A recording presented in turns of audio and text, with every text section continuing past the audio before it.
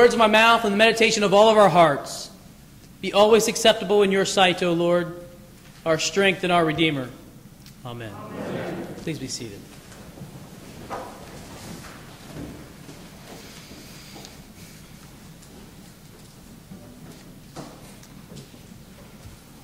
I met a man in Perth, Scotland a few years ago when I was there. After church, he'd come up to me and began to talk a little bit. I found out that he was fairly new to the Christian faith.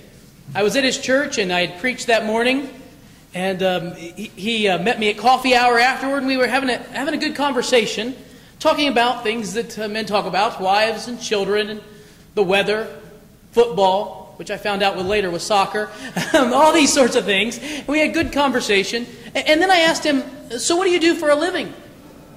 He said, oh, I'm afraid I'm just a gardener. I said, just a gardener? Why, that was humanity's first occupation. You have the very first job that we were ever given.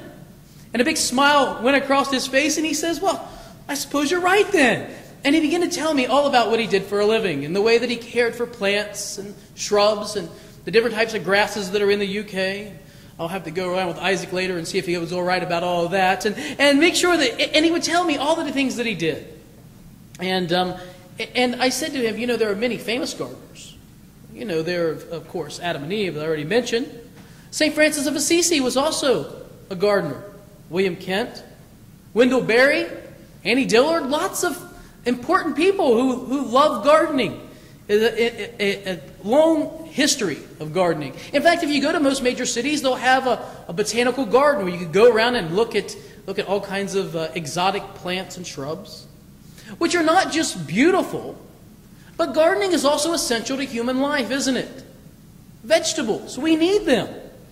In my first parish is in Kentucky. I think I've told you. It was called Grassy Lick. Now, if you think about a place called Grassy Lick, it's in a place that you have to go to. You don't pass it on your way to go anywhere else. It's out in the middle. You go to the middle of nowhere, you turn left, and then go another couple miles, and you'll find it. And that's where we served in our very first parish in eastern Kentucky. It was a beautiful place, lush and green as you might imagine. It's a place where they first discovered bluegrass, in fact, in Kentucky. And there are lots of places in Kentucky called something lick. There's, Plum Lick and Salt Lick and all these sorts of... This is where buffalo used to go and lick from the natural salt mines that would come up from the ground. And there was usually a creek or a watering place where they would also get water. So these were kind of popular places. And Kentuckians, being known for their originality, named them after whatever was happened to be around. Most of my people, though, were farmers at our parish.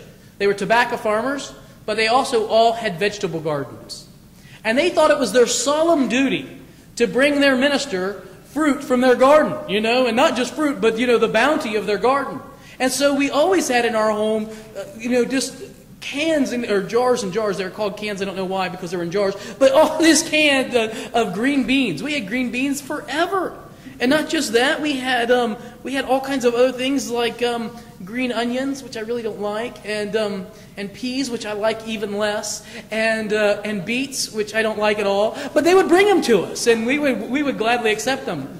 But they also would bring corn, which I love, and cucumbers, and pumpkins, and these little squashes called cushaw, you've probably never heard of, but it makes an excellent pie, and all sorts of things. And so every season, this bounty of produce would come our way, and I never farm. I've never grown a garden. I probably would have trouble growing weeds, and so it was a real blessing to us. And King Ahab in the Old Testament wants to have a vegetable garden just like that.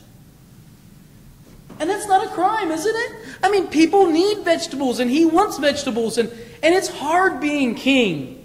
Sure, you've got your servants to clean your house, and to scrub your utensils, and to clean your dishes, and to, polish your shiny new camels, or whatever else it is your servants do when you're king. But being a king's not all life of ease. There's hard work to it.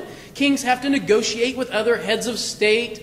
They have to arbitrate debates among the aristocracy. They've got their problems, right? But beyond that, the king's a celebrity. And as you know, celebrities just can't walk down the street, can they?